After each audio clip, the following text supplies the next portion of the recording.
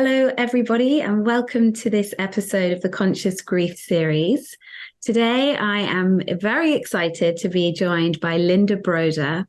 Linda is a healing harpist, a meditation teacher, and an author. So, welcome to the Conscious Grief series. Thank you. I'm so excited to be here today. I'm so excited to have you here, Linda. And when we first met, and you told me your story, which is one of hope and resilience, you've got so much to share, and especially with your healing modality that we're really going to get into, specifically of music and creativity. But first of all, would you tell us a little bit about your story and your son, Brendan, and your sister, Elizabeth, as well? Yes, I was 14 when I lost my sister, Elizabeth, and that completely changed me and changed the way I related to grief, because back then my parents, they did not want to talk about my sister. They did not want to talk about grief.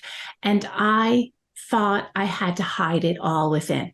I thought I had to be strong. I thought I had to push it away. And I learned how to do that really, really well, too well. And when I lost my son, he was 15 when he died. My first thought was, I need to be strong for my two other children. And I tried to be strong, to access that and to push it away. But it was extraordinarily difficult for me. But I slowly learned, particularly through music, how allowing my emotions to be open and allowing myself to feel was the secret to being able to release some of the pain and to release the anger and to move through and eventually heal myself. So I was very happy that I was able to finally let go. I basically changed my definition of strength. And it no longer meant to me that I had to be strong and that I needed to push away my emotions. It changed to me to mean I could let go.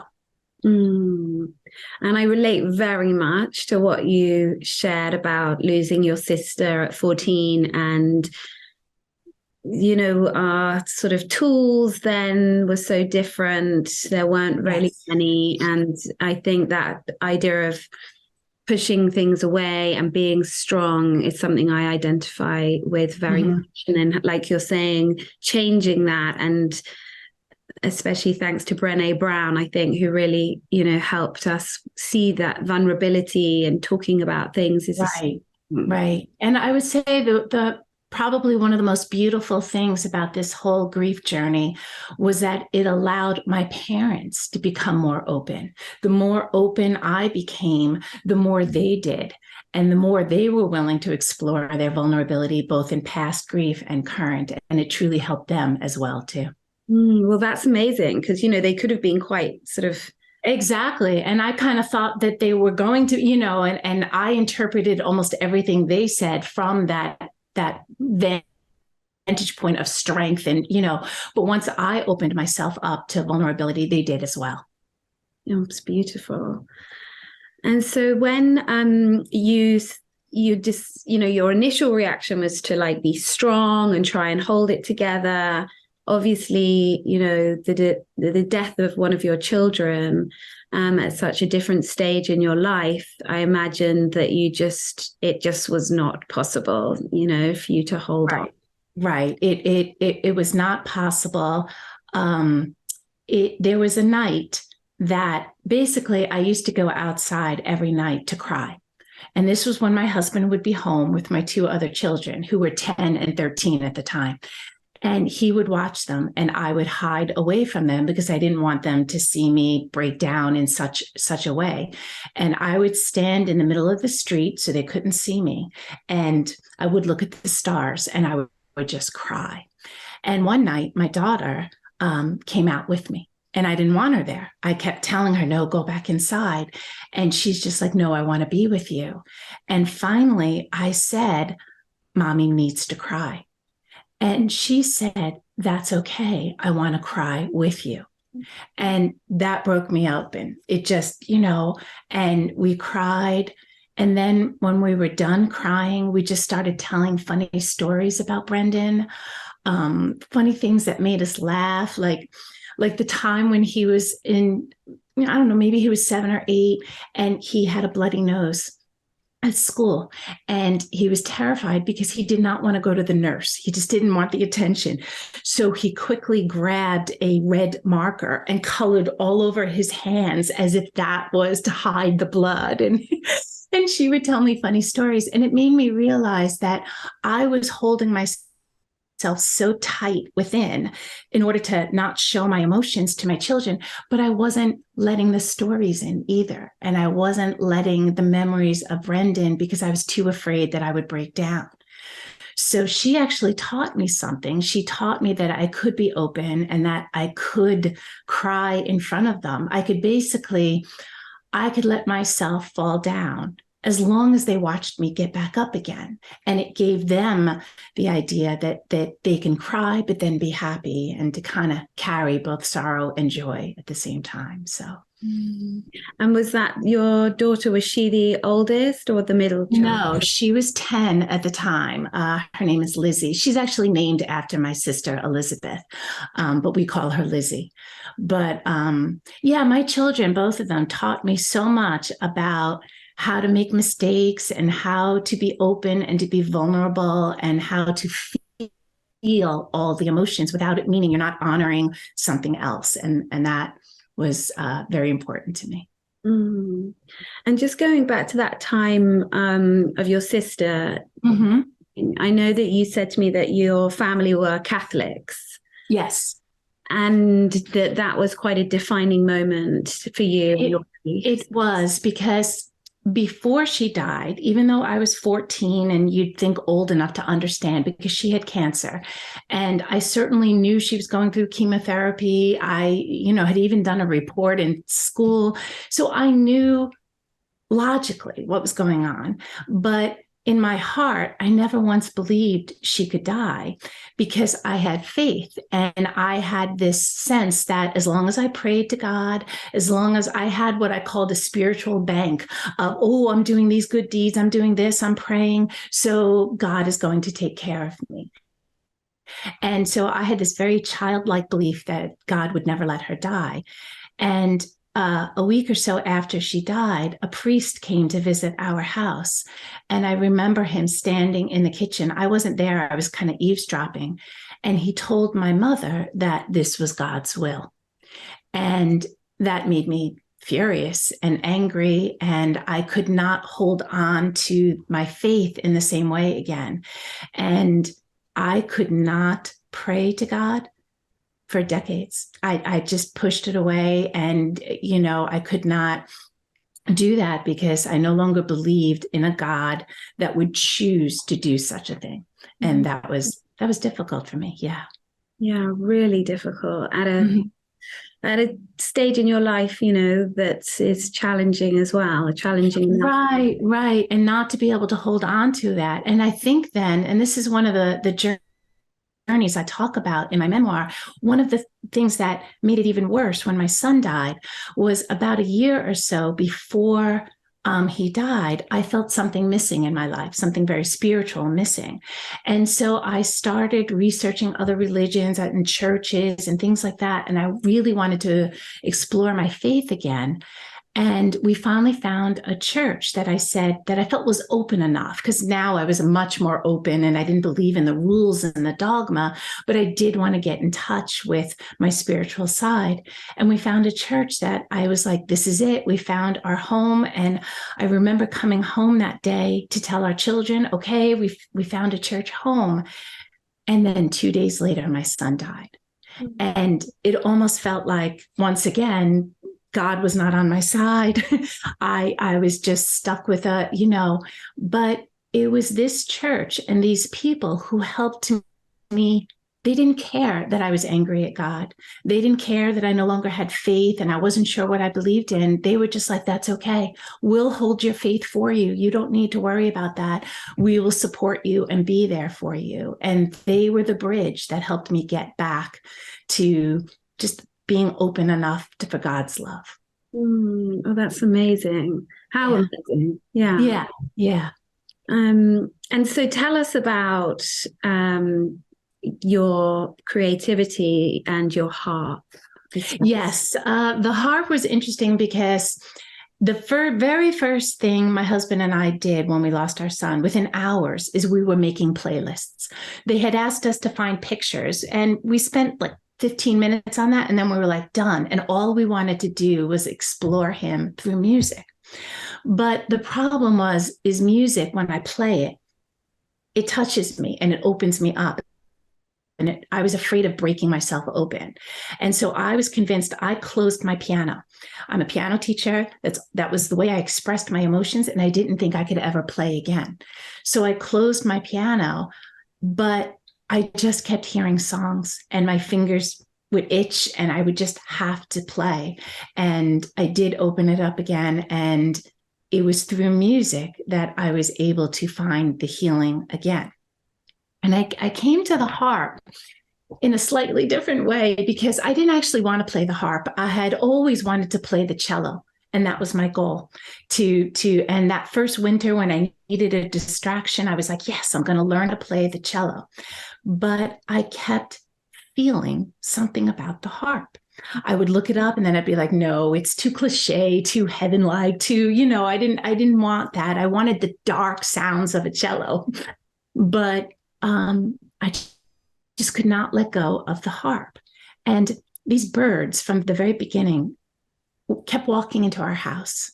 They kept knocking on our door, clinging to window screens. And gradually, I felt as if they were giving me a message to play the harp. And I started dreaming about the harp. At first, I didn't even know it was the harp I was dreaming about. I would just feel something. But by the morning, I would feel my fingers tingling as if I was playing the harp. I started to feel the touch of it and hear the sounds of it. So I finally bought a harp, and it was such an incredibly healing experience for me. It truly opened me up in ways that it allowed me to leave my logical side behind and enter the world of feeling. One of the reasons is the harp. The harp is really resonance. I'm just going to play you a couple of notes of it. The harp, just a few notes. I'm not going to play anything fancy.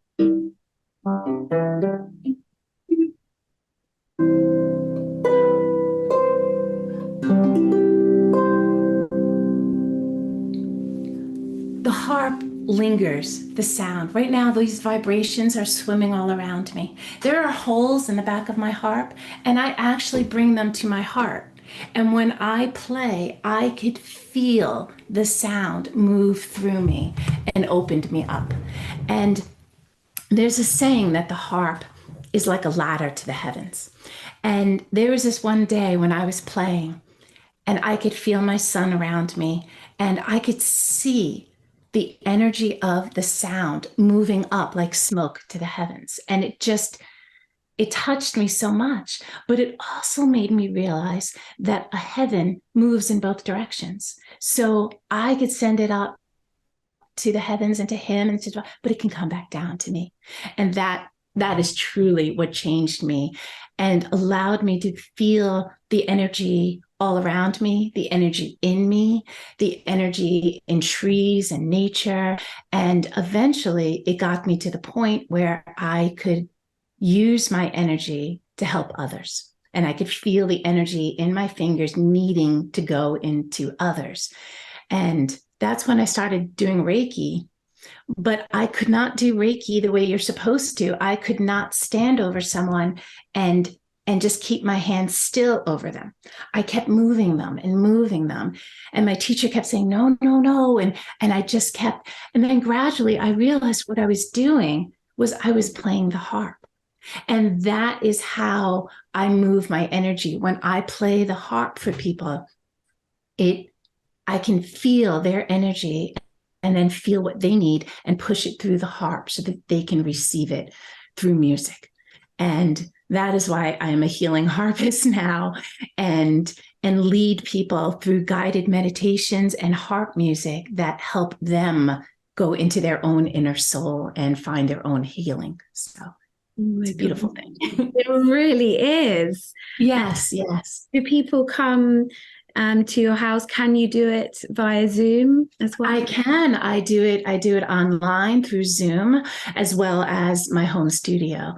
So I it's such a beautiful way to tap into your own inner wisdom, your own inner power.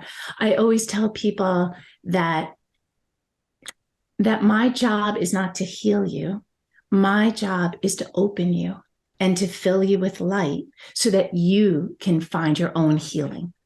And to me, music plus meditation is magic. Mm. And that's what I offer people. Yeah. And I see you have all this singing bowls behind you. I do. I do. I love the singing bowls. I use them as well. I still love the piano. I usually tell people the piano to me feels like earth. It grounds you. It's part of me. It's in my bones. But the harp is my soul and moves me into the heavens. And, so I love being able to use both. So. And so do you feel very much that the birds, let's go back to the birds who were communicating with you, that that they were sent by your son? That I know for sure. Yes. It's why I called my book And Still the Bird Sings, because to me, the bird represents Brendan. And, I opened the book saying the day after my son died, a bird walked into our house. And for my husband, he scooped up this bird and he was like, it's Brendan, it's Brendan. But I could not believe in that right away. It was a journey. It took me, but as time went on and through the music and especially the harp, it opened me enough to see that, yes, my son sent the birds. He gives us messages. I am open enough now to feel those messages and to feel. And he was the one that provided us a path towards healing. Mm. And how is your family doing now? They're doing wonderful. Yeah. We were both, my husband and I, very grateful towards Brendan. And because we were very open with the children, Zach and Lizzie, we talked with them. We kept Brendan's memory not just alive, but present with us. And I do believe that that is what enabled them together they each find their own way to bring Brendan into their lives. My daughter, Brendan was huge with food. He just pretty much wanted food all the time. And, for his 14th birthday, he actually asked for a crock pot because he wanted to have the smell of meat in his room at all times. He just wanted to. So he was obsessed with food. And my daughter actually went into culinary. She's at culinary college right now because to her, food is memories and the stories of it. And that's how you bring it around. And our son joined the family business. And so he's carving out his own world. And, so yeah, we're all doing wonderful. And it's been nice because I do think that trauma and tragedy can sometimes tear a family apart. But what it really does is highlights what's already there. And for us, it was able to highlight the togetherness and how we came together to be able to heal each other. Yeah, that's amazing. And I think this idea of continuing bonds as and very important. Yeah. And that to me is one of the gifts of music, because whether you have a collection of songs that make you remember the person or you're playing, but music is a way to connect with someone that you've lost. It evokes the emotions. It allows you to feel them again. And I am a big believer that when you are feeling them, that they're with you for real, that their energy is there and that their soul is right there with you and that you can connect stronger with them through music. Yeah, I really, feel that as well. Mm-hmm. Yeah. So I know that you have this method, if you like, a playlist with purpose. Yes. So perhaps would you like to just talk? Sure, sure. I could talk a bit about that because, like I said, we're all attracted, especially in grief, towards music, the sad songs that we like to play and everything. But we can also create playlists with a purpose that help us move through grief. For instance, a lot of us get very angry, and we can create a playlist that helps us move through anger. And one of the ways to do that is to find songs that have a very strong drum beat. And because we store our emotions in our bodies, the way to help release them is to move our bodies. So when you're listening to a song with a strong drum beat, you moving and stomping and clapping and just very strong drumming is excellent for that, helps you release just a little bit of that emotion. And then you can use your words. You can use what I call pen therapy by taking the pen, and you can journal to it. You can journal your feelings. You can mine the lyrics. You can look through the lyrics and find something that resonates with you and write about that, or just how you're feeling. But if that's too much, you can literally just take your pen and scribble and make jagged lines and X's and rip up the paper. There's so much that you can do to express what you're feeling that also allows you to release it. Yeah, that's so powerful. Because again, I think anger is one of those emotions which is difficult for us to. It truly, we are taught to swallow our anger. We are taught to don't be angry, or, do take that deep breath and have it gone within a second. But that does not work. And especially in times of grief, the last thing you need is to feel guilty that you're now angry and that I got to push yet another thing that you have to push aside. And there were times that I would be filled with such anger. And logically, I knew it was unreasonable anger. I would be angry at people that had 3 children like me, because now I only had 2. And of course, that's unreasonable. But logic doesn't get rid of it. You can't say to yourself, no, don't be angry. No, don't, or just take that deep breath. You need to actually feel it. You need to let it move through your body. You need to let it take over for those few minutes. And then you can start to learn how to release it. So music is an excellent way, because music moves you. It's almost impossible to listen to music without some kind of movement, whether it's stomping of anger or the rocking of grief, to be able to listen to it, the swaying that just kind of, or when you need to be uplifted, even just dancing to a happier song. Mm-hmm. So choosing your music is really, really important. And I guess the other tip that I would have, besides the fact that whatever music you choose, you need to like. So on my website, I have playlists of suggested songs for releasing anger or sitting with sorrow, whatever you might need. But the number one guideline is it needs to be a song you like. If you don't connect with the song, choose another one. But the other guideline is let the music match your mood. So if you are feeling very in despair in that moment, if you just need to be with your sorrow, you're not going to put on a happy song. If you are filled with such anger, you don't want to put on a song that's supposed to calm you. You need to gradually move to that. So you'll choose a song or two that lets you move through that beat, and then a song that's a little bit slower, and so on, until you can get to the calmness that you would like to create. And so I love that you've got this on your website for people to go to. Yes. So they can go to the website. They can see the suggested playlist, and it's a beautiful way to experience music, because we sometimes think of music as passive. Oh, I'm just going to listen to it in the background, and that certainly helps. But the other advantage of being able to do all this is that it puts you into a very mindful moment. You are present at that moment, because as you know, in grief, we tend to spend too much time in the past, just thinking of the past trauma and the events, and also worrying about the future, how you're going to handle this, oh no, type feeling. And by doing these activities, it allows you to be in that mindful moment. And that's, again, what you teach as a meditation. Exactly, because it teaches you that the biggest thing about meditation is it teaches you to be non-judgmental about your thoughts so that you're not like, oh, I shouldn't be mad. I shouldn't be this. I should be quiet. I should be calm.